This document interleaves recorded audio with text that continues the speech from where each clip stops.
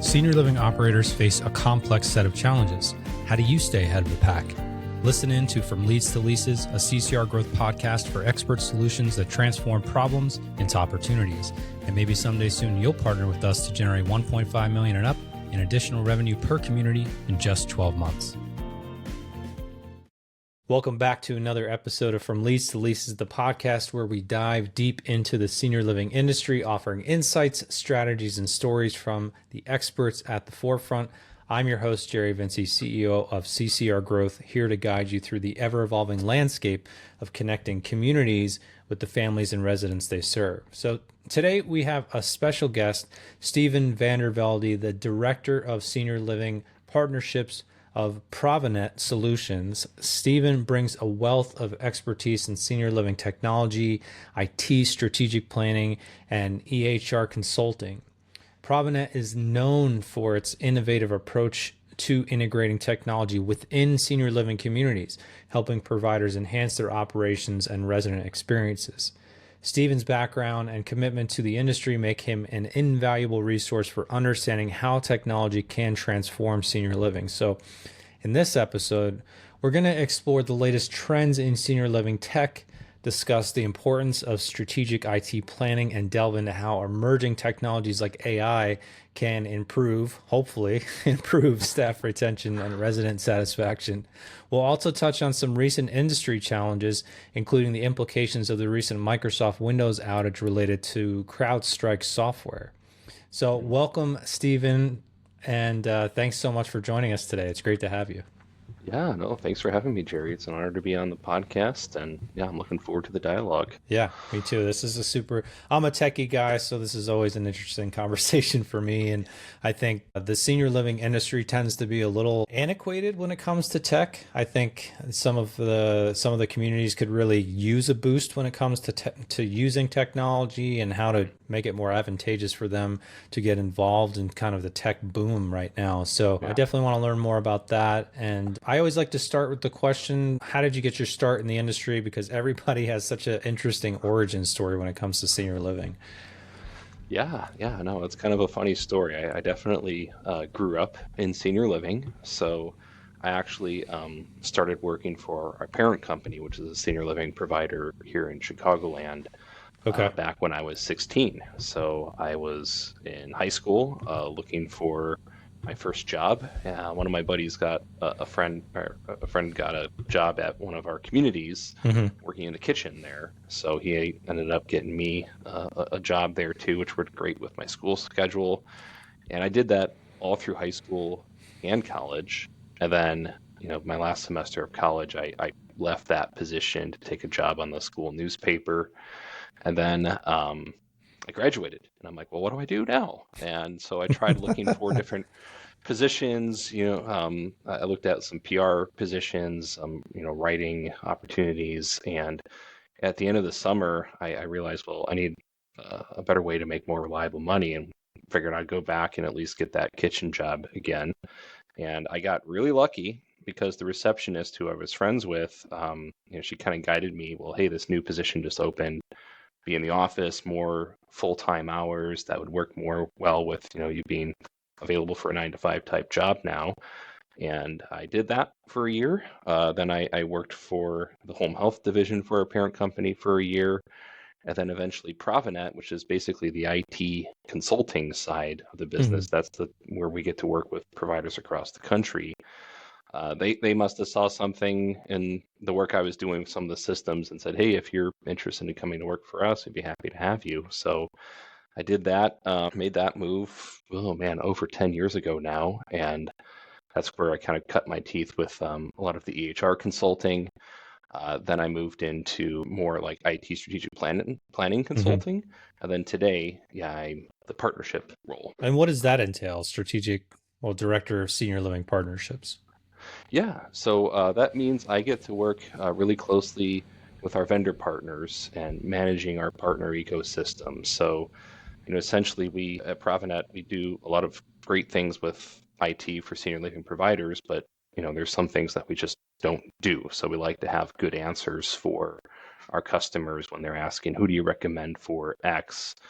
We like to say, well, here's a partner that we vetted, we trust, or we have a lot of mutual customers with, or we Hmm. might even be a customer of ourselves with our parent company, and we can say this is a trusted partner that we can make a connection with. So it's hugely valuable, I think, for us to just be in that spot where we're not only keeping the lights on with IT and being their IT provider. We're also able to kind of coach them and point them in the right direction for partnerships. But then I also get to help in sort of a sales perspective, mostly with scoping out a lot of the incoming EHR work that we do. Right.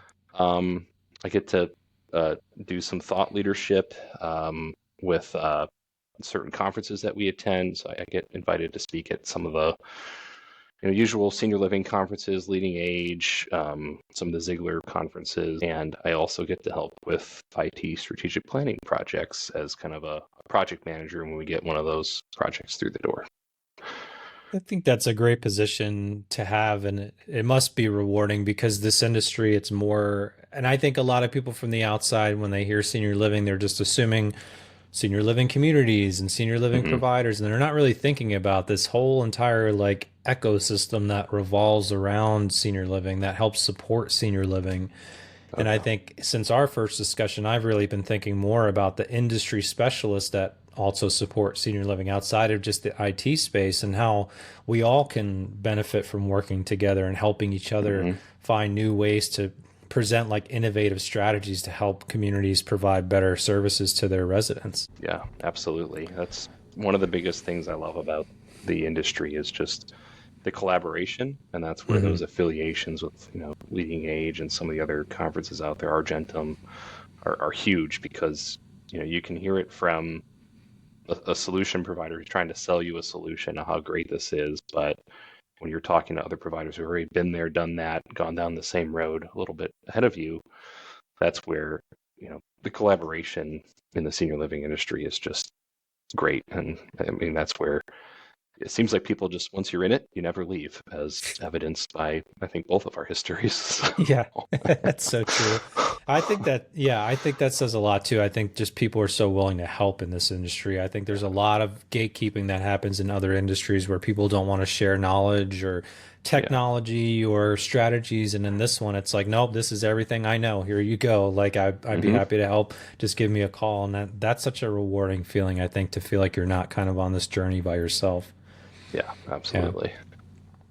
So, from your opinion, and this, you can have a tech answer to this or an IT focused answer to this, but what do you think the biggest challenges facing the senior living industry are today? I think there's a lot of them. And I guess, the one that I'm probably most qualified to speak to would be, yeah, more in that technology vein. And I guess probably the biggest challenge, in my opinion, would be just the concept of technical debt.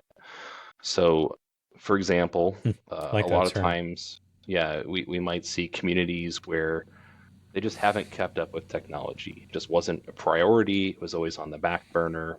And, COVID just threw gasoline on the idea that technology is, something that is not a, a nice to have. It's a must have now. So there are still those communities out there where they just haven't kept up. They may still be doing a lot of processes on paper. I speak to them usually once a month. I come across a new one. And, to get from that point to where you can really benefit from more modern technology, it's a huge step to make at that point. Sure. Likewise, we might see a lot of communities where they did go in with some good solutions that are more modern, but their leadership turned over or their key stakeholders turned over, and now the new people at that table may not have an idea of why this was put in place or why it was configured the way it was.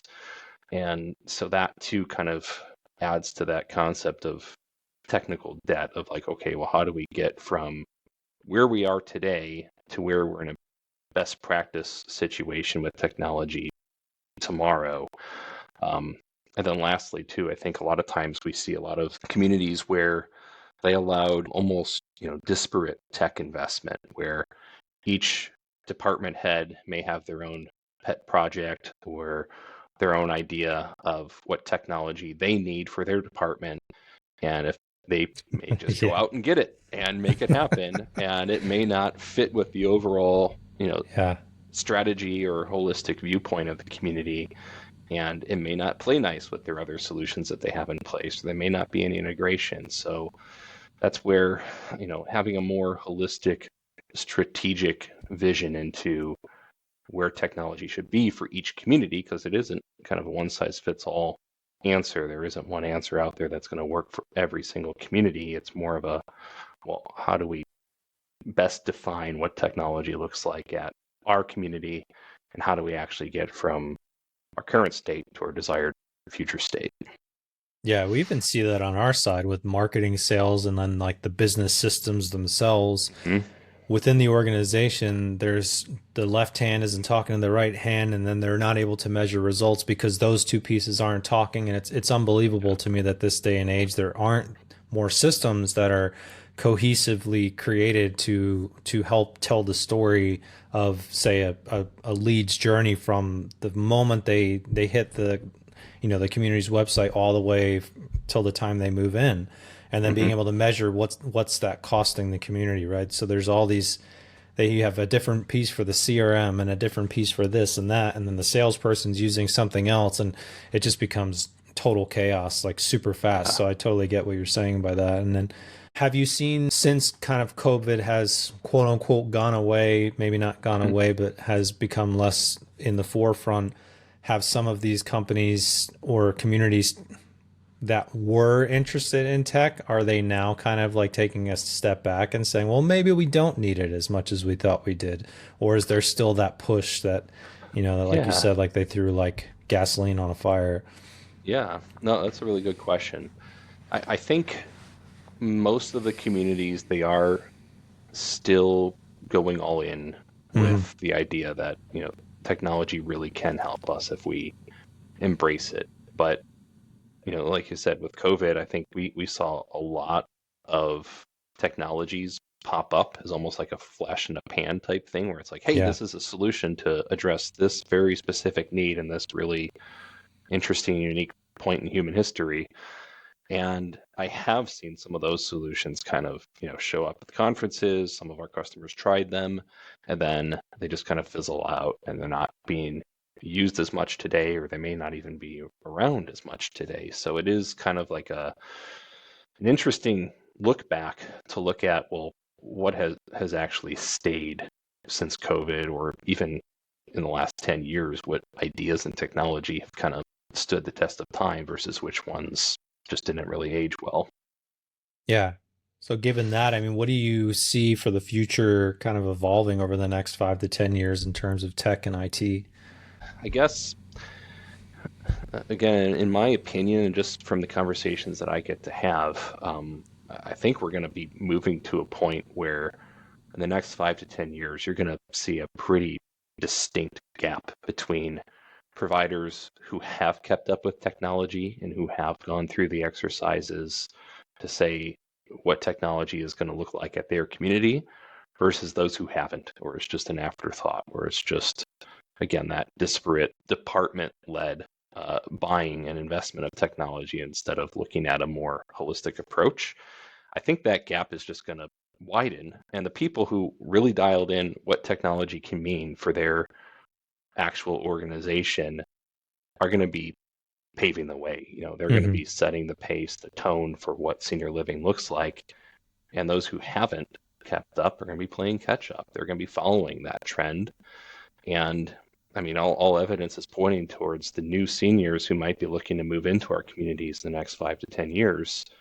They're coming in wanting more technology. I mean, that can be very regional if we're talking about a community that's, in the South, where maybe some of the seniors there aren't as invested into it as compared to someone who's in Silicon Valley. Sure. You're gonna see that. But I mean, I think of my parents today, even too, like they didn't grow up with technology. There's still some technology that they're wary of or not interested in. But if I told them they couldn't have their iPhones, or they couldn't have Wi-Fi anymore, they couldn't use Netflix, or the connection wasn't going to be stable, that would be a game changer for them. So these new seniors are coming in expecting more tech or expecting more support and infrastructure for their own devices or their smart home devices even. And that's going to be a differentiator. That's going to be something that I think they're going to look at as they're deciding which community to potentially move into. But then the other big elephant in the room today is, of course, artificial intelligence, which I know we'll talk more about. And I would even add to the advent of this idea of robotic process automation. That's something that we're seeing that spending inch up a little bit each year with our customers. And I think 2 years ago when Ziegler did their CFO hotline report on technology, it was like 2% of providers who participated were investing, and now it's up to like 6%. But we've seen some really cool ways in the way that can save human effort as well as actual capital dollars. So those are two topics that we're paying a lot of attention to, of course, as well. Yeah, I think if there's one thing this industry is not, it's early adopters at much of anything. Yeah. So they're always kind of following a trend, But I mean, for the more tech savvy communities that are out there, what are you seeing? What is like the most tech savvy community that you've seen? Like, what are they getting into versus the ones who are just like, oh, as long as we have Wi-Fi, we're good. Oh yeah. Yeah. So that's where, we are following those customers for kind of how they're playing with AI or how they're playing with robotic process automation. One of our customers in New Jersey actually kind of came to us and said, hey, I figured out all these things that I could do with robotic process automation.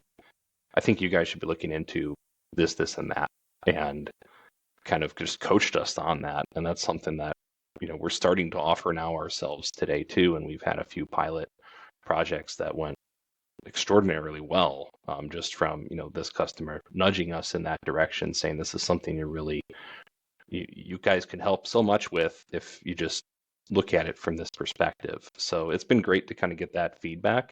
But I mean, we have some of our customers playing more with generative AI, but I feel like that's still so fresh and new of a topic and there's just no playbook, that I feel like we're all just kind of in discovery mode right now, kind of testing what it could look like, what it could mean. And yeah, that's a very deep topic that I think we can get into. I think a lot of providers are probably leery to kind of roll that out across the board. I think testing it at a few communities just to see. I know, like, one of my previous guests was talking about they incorporated like a robot in their dining hall.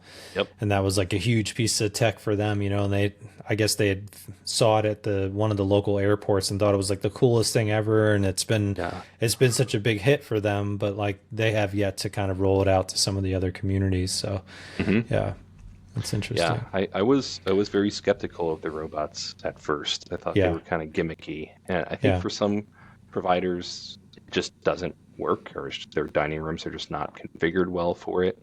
But some of the providers who've had really good success with it, like, they're reporting some pretty meaningful savings in terms of FTEs that they didn't really let go because of the robots, but just as they left through natural attrition, they found, well, hey, we don't necessarily need to do a one-to-one replacement here. And they were able to reinvest that money into what the paychecks look like for the remaining dining staff, and that kind of got them to a point where they're competing with actual high-end restaurants in their area for dining staff. The same job that I did in high school and college. It's just crazy to think of that. Yeah, even from like a medication standpoint too, like being able to like safely distribute medications in a timely manner to all the residents and things like that. Like, there's so many advantages, I think, that it's not necessarily taking anyone's job, but it is enhancing and elevating the experience of the residents, as well as like allowing the staff to be freed up to do more things, like actually have, communication and relationships with their residents, rather than focusing on just those kind of less personal aspects of, patient and resident care. I think that's important. So Yeah, I And I think the completely human agree. element is adding more of that. I think that's what tech does. And I think that's when tech really shines, is when it allows us to create more of a human element to things. Like you look at, Hmm. even again, back to marketing, like the personalization factor that we can now create within marketing. If I send you an email that just, it's just a generic email versus if I send you an email that says, "Hi, Steven," and I'm talking directly to you about the things that I know you like based on your browser history, like Exactly. that's gonna resonate way more with you than just some generic one-off email. So there is Oh yeah. power to that. Yeah, no, I completely agree. And that's what Yeah. I keep hearing too, as, again, some of our more innovative customers are exploring AI. The one thing that everyone's agreeing on is like, hey, this really has to be human centered at Hmm. the end of the day. It has to remove redundant, meaningless tasks from our plate so that we can have a more human centered approach in the care that we give. And if that results in a caregiver who's less exhausted at the end of the day and feels like they had more meaningful and significant dialogue and interaction with their patients, that I think is a huge win. And that's, yeah, I completely agree. That's kind of the underlying note almost as we're talking about any new technology in senior living. It has to kind of get at that for it to be successful. Yeah. No, I agree. Um, we jumped the gun on AI, but it was the Yeah. perfect time. So, Yep. but I did want to learn more about Provinet's approach in terms of IT strategic planning and the EHR consulting. That's super interesting to me, and Hmm. maybe some of our audience doesn't exactly know what that entails. So, can you talk more Hmm. about that?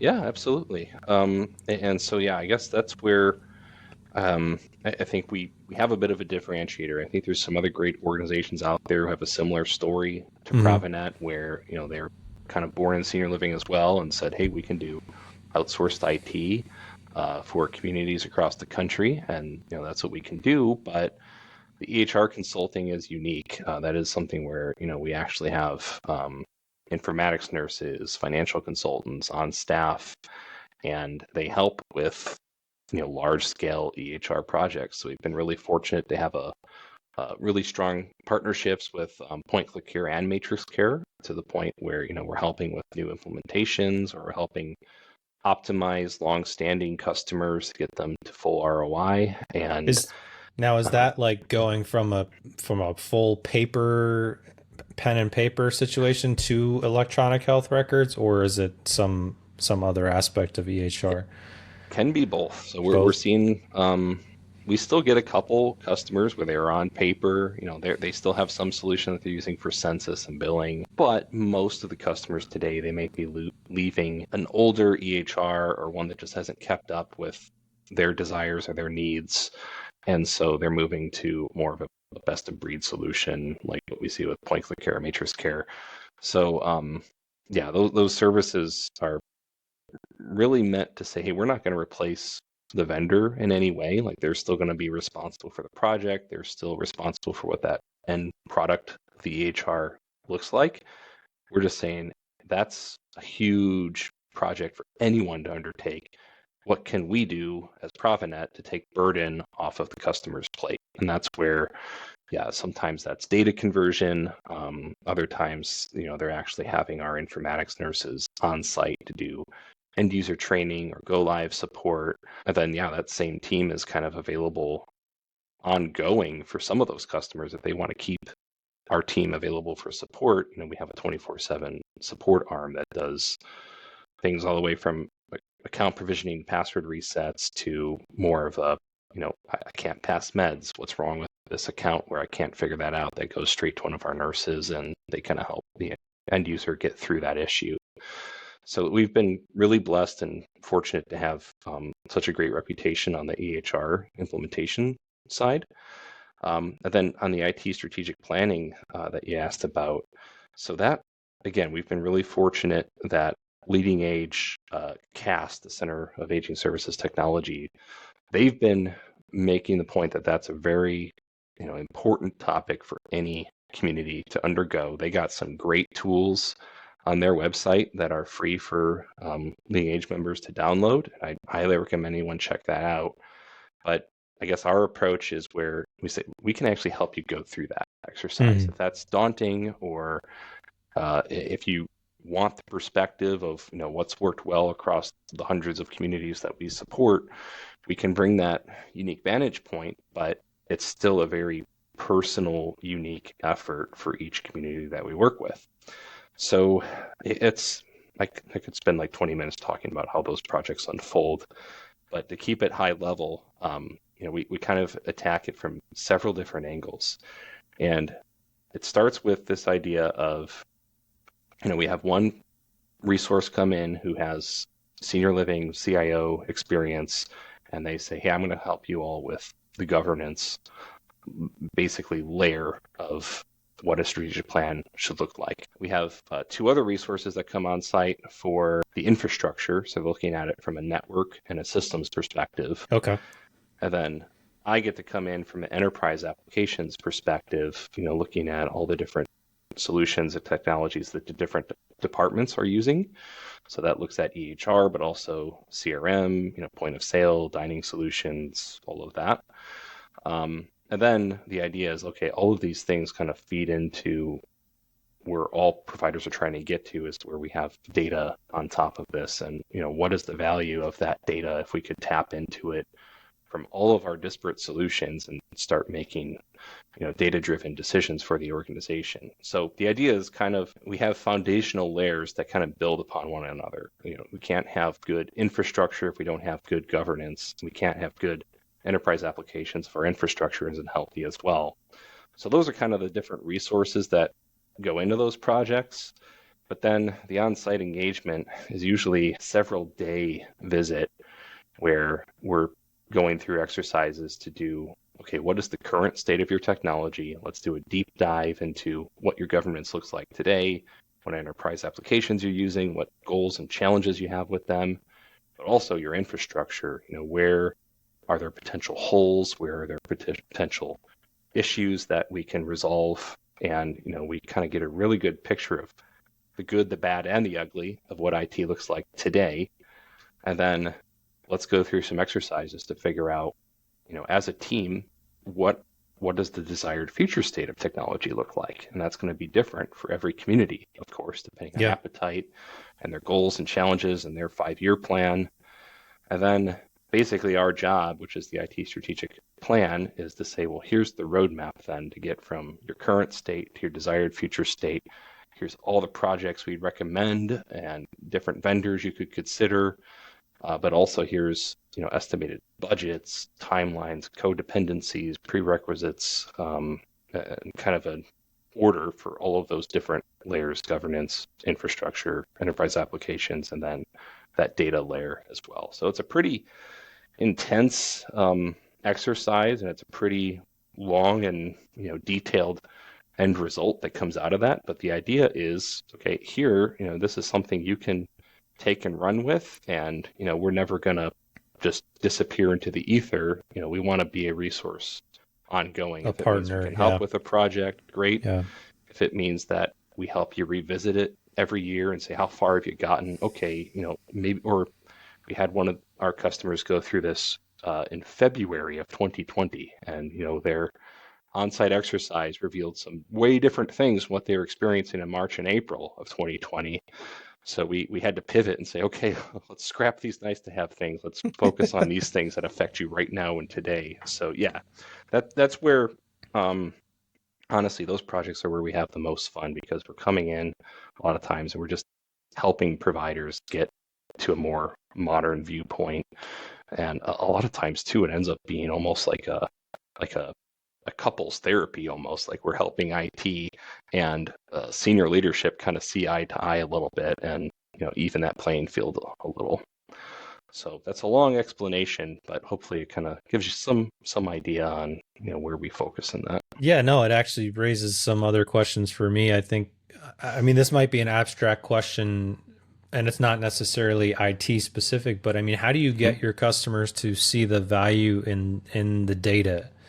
Because I find that that's, as a data-driven company ourselves, that's been a difficult challenge for us. Everybody is so results focused, and data is kind of separate from results. Like, data allows you to understand the results and to Hmm. compile over time, and tell a story of like what's actually going on. But it's hard to intrinsically understand like the value in that, Hmm. like outside of results. It's like everyone is so focused on how many in my world, it's how many move-ins did we get? How much did that cost? But then they're not like, oh, well, we also were able to see that we were able to track every stage of the journey. We saw what pages they clicked on, how long they spent on those pages, and now we know, Yep. which landing pages we need to improve and optimize to improve those results moving forward. So the data is, to me, as a marketer, just as valuable as the end result sometimes, but it's difficult to get the end customer to see that. Yeah. Now we've certainly experienced the same challenge. Yeah. It's if we think of the term of data and we don't get to see specific examples of what that could mean, like you just shared, then yeah, it kind of remains this conceptual idea of, well, yeah, I'm generating all this data on a Yeah. daily It's basis, but floating what out does it there. mean? Yeah, Yeah. exactly. And what we found, we've talked to some providers who were trying to get them to understand, well, no, this could really help you if you went in with the idea of business intelligence or using Power BI to look at, dashboards that's fed from all your different solutions. A lot of times, if you ask them, well, what do you want to see? What would help you? They don't have a good answer. It's really hard for them to kind of say, well, I don't know what I don't know. And likewise, if you give them, hey, look at these dashboards that this community over here is using. Here's how they're using them. It's like all the light bulbs kind of come on and they say, well, I like those four, but these three should be really different. Here's why. And this is what you should do instead. It's like they need to have something to look at as a real palpable example. And then I think once they start seeing that, then they're all in on it. Then it's something they, dialing into every day. And they're wanting to do, white papers and case studies on it, Yeah. everything too. It's just kind of getting past that layer where it's conceptual to where, okay, here's actual practical examples that you can react to Yeah. instead. You as the provider have to definitely lead that conversation and not rely on them to tell you what they need, because they don't Yes. actually know until they Yeah. see it, like you said. So Yep. that We makes found that out sense. the hard way. Yeah. Yeah. Moving into recent events and their impact. So the recent Microsoft Windows outage, I think perfect Hmm. time and perfect person to talk to about this. The CrowdStrike software raised concerns about IT vulnerabilities pretty much worldwide. I mean, a good friend of mine was traveling and he was just about to board his plane and Oh coming home yeah. from Italy with his kids, ended up getting stuck there for like 3 days because of this outage. And I know that's a very different world than senior living, but what steps can senior living providers take to safeguard their IT infrastructure against disruptions like that? Yeah, yeah. So that was definitely an interesting 2 days that we Yeah. had. We had a lot of our customers calling in because their EHRs were inaccessible, and I guess the biggest takeaway I had was that wasn't really anything that was anybody's fault. Like that wasn't any of the EHR's fault or the senior living providers. They didn't do anything wrong. It was just they were subscribed to these technologies that rely on this software, and it just wasn't available for a length of time. And so I think the biggest thing we took away from monitoring those calls and looking at trends was how many providers had no disaster recovery policy in place at all, or they just didn't know that it was an option. So, for example, any EHR has basically a disaster recovery process where Hmm. it's going to, as long as you set up on your side that you have a computer that's on a battery backup and pulling down essentially these files from whatever software you use, it would be pulling down your face sheets, your mars, your tars. um, Usually like every 15 minutes it refreshes. And if something like CrowdStrike happens, well, great, you're good to go because that computer just downloaded within the last 15 minutes, your current information. You can print that out. You can be on paper until systems come back. And we found that so many providers just did not ever set that up. Or if they did set it up, they had no idea where it was at or how to access it, or maintenance said, well, what's this computer plugged in for and on for? I shut it down. That is so common, we found. And, we had customers calling in then and say, well, can you help us set it up now? It's like, well, no, because the connection's gone It now. already happened. You can't, yeah, exactly. It's like, we I can't go can't back in reverse time time. yet. Yeah, we're not that tech savvy. Yeah, but no, that was a huge trend we saw. It's just people. It's something you don't think about because everything runs for the most part without a hitch, and then something like this comes along, and then you realize, oh yeah, disaster recovery is important for these reasons. So that was probably the biggest takeaway. And then I think on that note too of looking at the infrastructure, I would say it's just important to make sure that there's policies and procedures in place for when these outages happen. And this kind of highlights the importance of investing in your infrastructure. Again, CrowdStrike was something that really no provider could avoid. It wasn't anything they did wrong, but if you're able to make redundant efforts, whether that's disaster recovery or what have you, I mean, that just kind of highlights that, hey, this is a lifeblood that we rely on every single day, and it's going to go out at some point in time for whatever reason. So just being prepared for that. Is that something that as an organization now, Provinet feels could be an opportunity to push those types of services and just remind people, hey, this is just as important as setting up your IT infrastructure, is also setting up the disaster recovery aspect of it as well, or maybe that gets built into the system automatically? Yeah, I think you hit it on the head for us. Yeah. That's something that I feel like the whole idea of a DR machine, after you just implement a new EHR, a lot of people don't think about setting that up. And honestly, from our perspective, we have nurses going on site and financial consultants helping them close the first month. And yeah, as an IT company, we weren't thinking, well, hey, we should double check that they set up their DR machine with the EHR vendor that they're working with. And that's something that, we've taken away is, okay, let's add this to the list now. Once they're live, let's make sure that their IT team understands how to set that up and how to maintain it. And if not, we can help them, and, we know the steps they have to go through for whatever product they might be on. So that is kind of a takeaway we've taken, where we just always, taking it for granted that they were doing that because it was part of the process. But now it's an opportunity for us, I think, to reinforce it and just make sure that that is in place.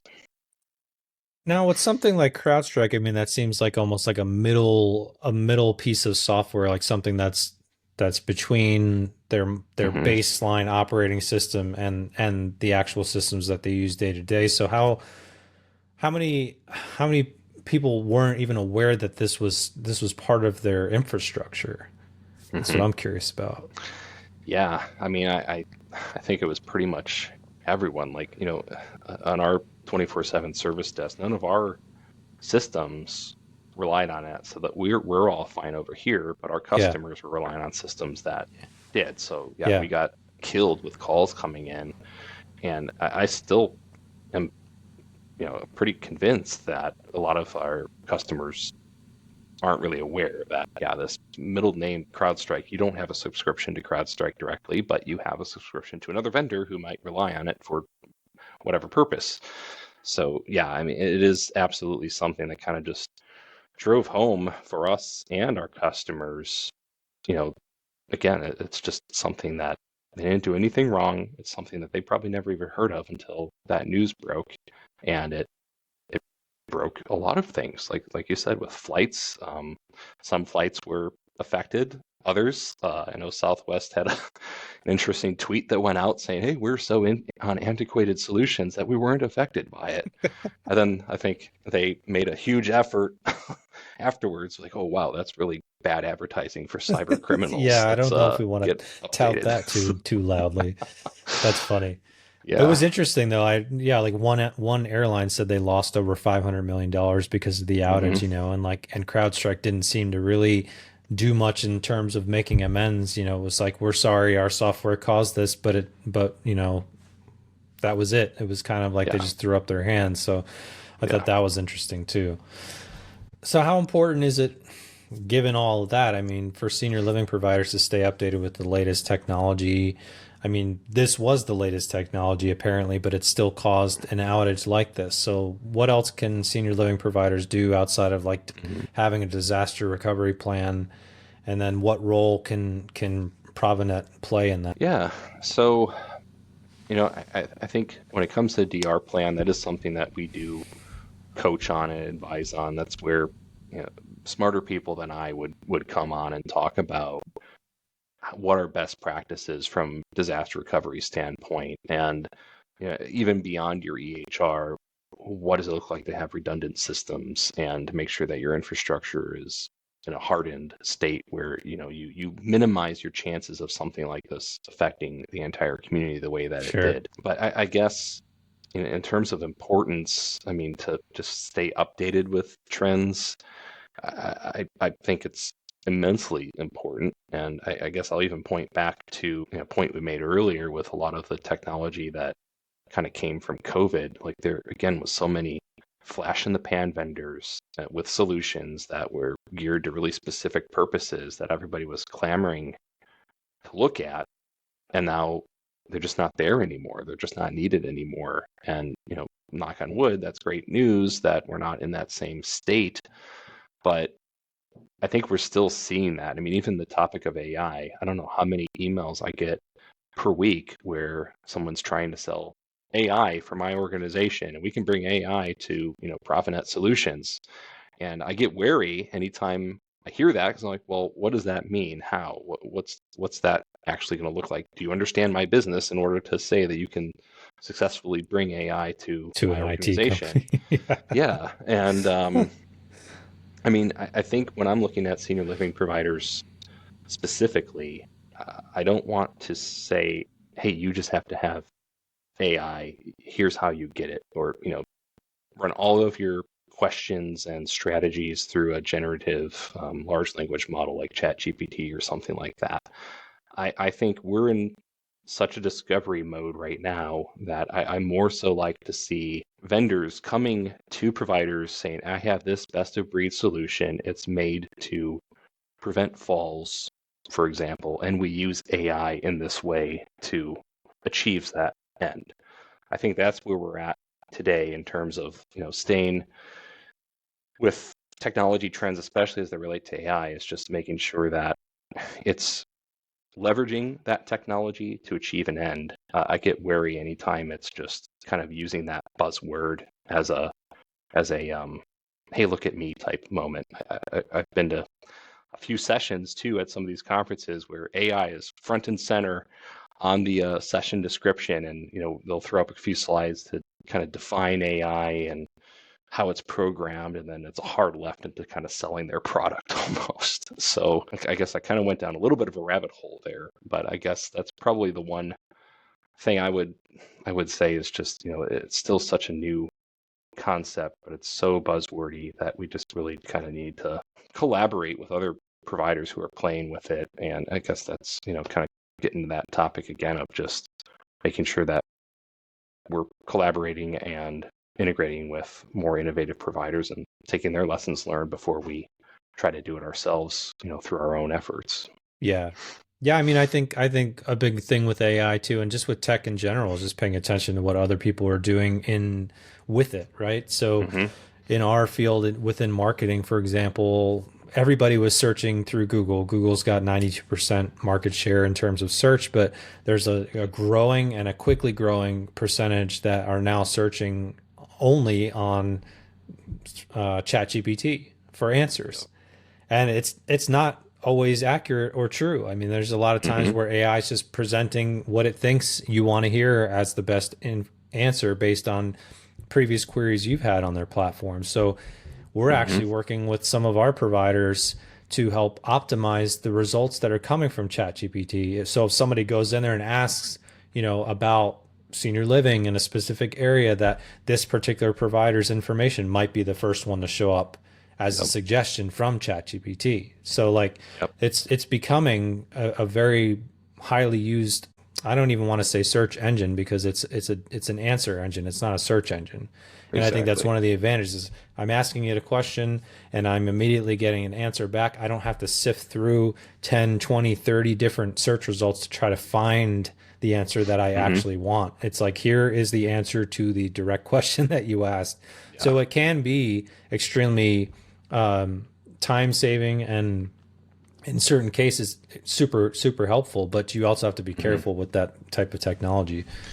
Yeah. No, I completely agree, and that's where, like you said, I'm excited that people are seeing that. Hmm. Hey, I can, instead of scrolling through all these articles to formulate my own answer, I can go to something like ChatGPT and cut down that process. Like that's what AI should be, is alleviating that work and getting a more, Yeah. you know, meaningful answer. But you're absolutely correct that, you know, that AI can hallucinate today, and a lot of people don't understand how it exactly works to trust the output that they're getting from it. I mean, I heard a great analogy that, you know, basically we think of something like ChatGPT at its core.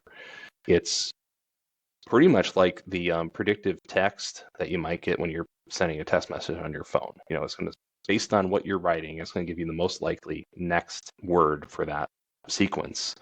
And that's kind of at a very, you know, it's taking that and putting it on steroids when we're looking at ChatGPT.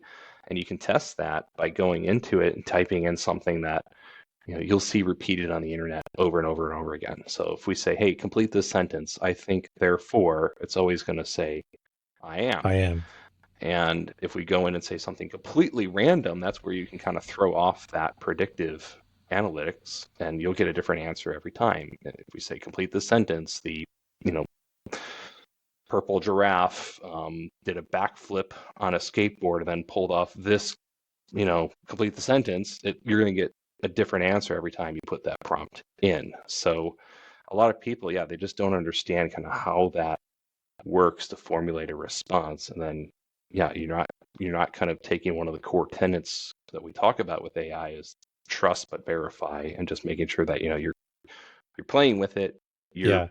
understanding what it can do, but don't take everything at face value. Make sure that, you know, you're getting good results. Yeah. Trust and verify. Those are both really big keywords, I think. And then you even Hmm. look at something like stock photography, which you would never assume, like Adobe's stock photography library. There's actually AI images integrated in with the normal images Hmm. that you see. So like most people don't even realize that they might be purchasing an AI generated image versus an actual stock photography image that a Yeah. photographer physically took themselves. So I think that's a little bit underhanded, and that's the kind of that's where it starts to get dangerous, and the lines get so blurred that people don't know, reality from fiction anymore. So Hmm.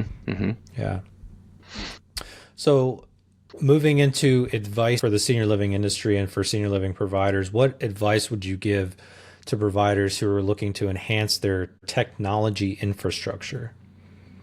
Yeah. So if we're looking at infrastructure in itself, I would say the best advice I could think to give is just expect that you're going to see exponential bandwidth increase every year. Just like we were saying earlier, you know, more and more residents are coming into communities and staff with more and more devices, and they're expecting these devices to have a robust, continual internet connection via Wi-Fi in most instances. So, you know, that's something that I think we've heard a lot from leading age cast as well, is just the idea of you're going to continually see this exponential bandwidth increase every year. And that kind of shifts the model. You know, we used to think of IT infrastructure as a capital investment. It would be a large capital investment every few years to kind of keep it modern and up to date and robust and secure.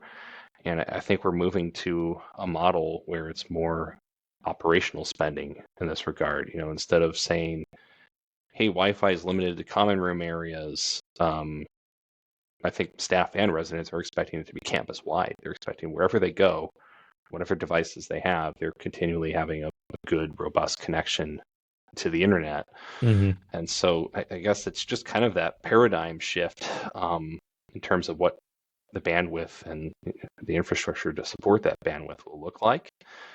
And then I would add, you know, cybersecurity is a hugely important topic too. We're seeing that increase every year. Healthcare is a huge target for cybercrime. And if we think of healthcare, we think of hospitals first and foremost. And guess who has a lot more money to spend on cybersecurity?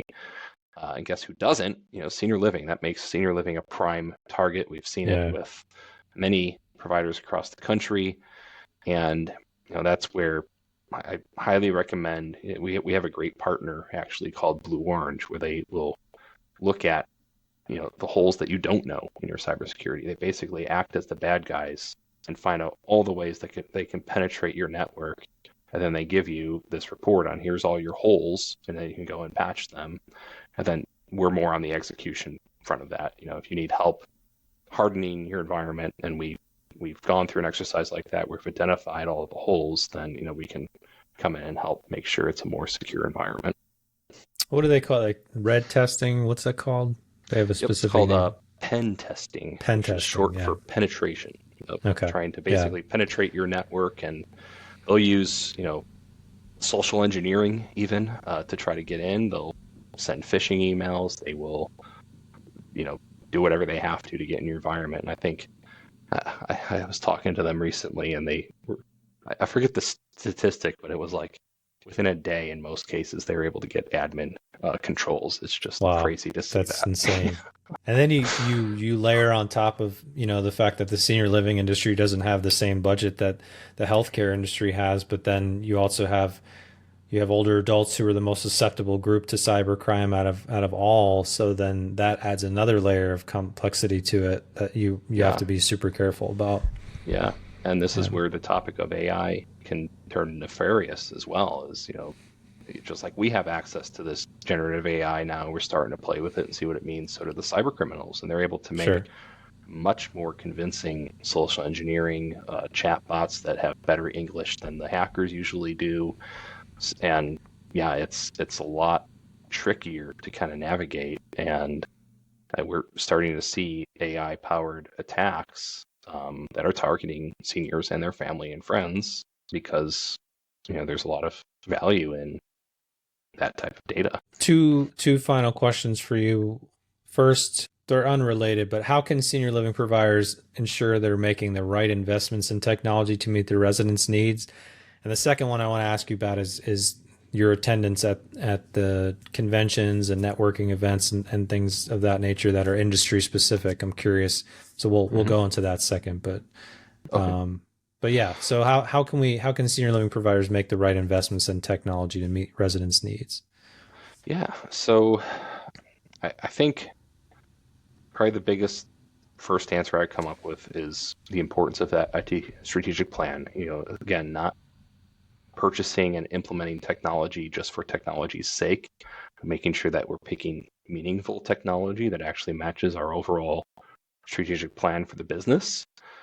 But then I think, again, that topic of collaboration is so huge. That's where, again, those conferences are super meaningful, because not only can you go and sit in on educational sessions and see what new vendors are in the exhibit hall, but probably the most important thing is networking with fellow providers and finding, almost provider mentors who might have been down that path already that you're thinking about going down, and talking to them for what their lessons learned were from their successes, but also their failures too.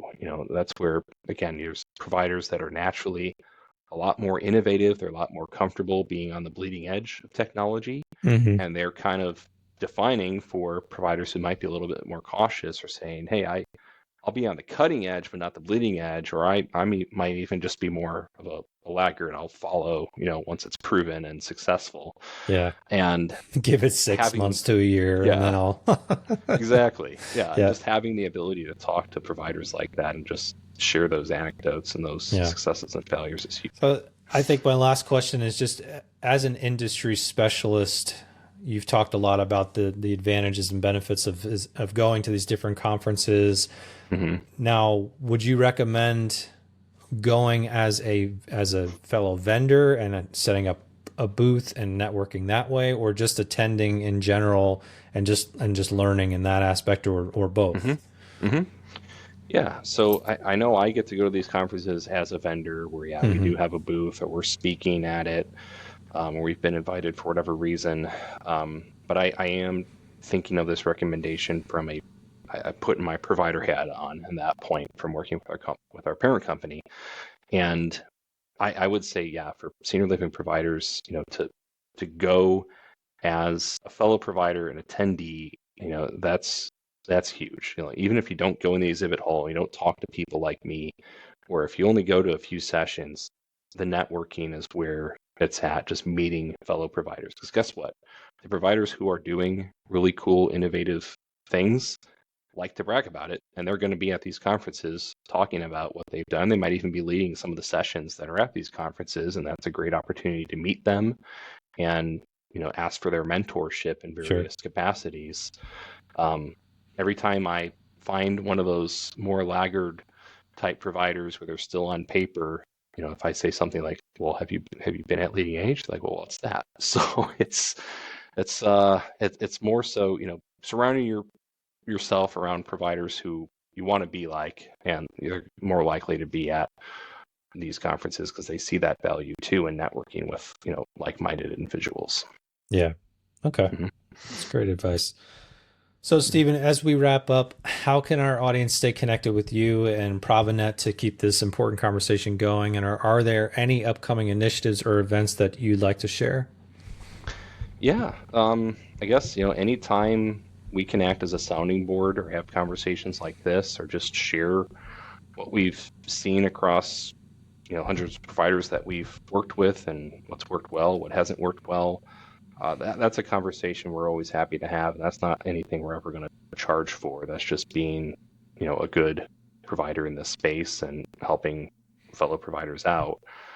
So anytime, happy to email or hop on a call. But then, yeah, it'd be great to have people follow us on LinkedIn or visit our website to learn more. As for upcoming initiatives or events, I know I'll be speaking at a few more Leading Age state shows. I'll be at Leading Age Ohio in a few weeks, Leading Age Oklahoma a few weeks after that. And then myself and one of my colleagues will actually have separate sessions at Leading Age Annual. So a lot of Leading Age heavy events coming up. But he's got the world tour coming up. Conference. Yeah. Yeah, there's awesome. There's other great conferences out there too, but that's kind of what's in the radar for the next few months. Okay, well, it's really exciting, everything you have going on. I'm excited for you guys. So no, thank you. Yeah. So as we wrap up today's episode, I want to extend a heartfelt thank you to Steven VanderVelde for joining us and sharing his valuable insights into the innovative approaches being implemented by Provinet. It's inspiring to see how dedicated professionals like Steven are leveraging technology to enhance the quality of care and operations within senior living communities. If you want to stay connected with Steven and learn more about Provinet, be sure to visit their website at provinetsolutions.com and follow their journey on LinkedIn. And I'll make sure to put both of those in the show notes so you can find them. So as always, we hope you found this episode insightful and inspiring. Don't forget to subscribe to our podcast on your favorite platform and stay tuned for more episodes where we continue to explore the dynamic world of senior living marketing and sales. Also, this is a reminder that From Leads to Leases isn't just an audio experience, we're also a video podcast. So if you want to see video versions of our episodes like the one with me and Steven here, make sure to subscribe to our YouTube or Spotify channels. So I'm Jerry Vinci, CEO of CCR Growth, thanking you for joining us on From Leads to Leases, where we're giving you all of these great senior living industry insights for free and asking nothing in return other than for you to like, subscribe, and share this episode with anyone who might find it useful. I'm truly grateful for your time and attention. And until next time, lead with strategy and with heart. Chat with you again soon. Thanks for tuning in. Explore more at ccrgrowth.com. At CCR Growth, we've developed the Senior Growth Innovation Suite to unlock an additional $1.5 million and up in revenue per senior living community within a year. We specialize in generating quality leads, expediting sales, and reducing acquisition costs. Let's connect soon.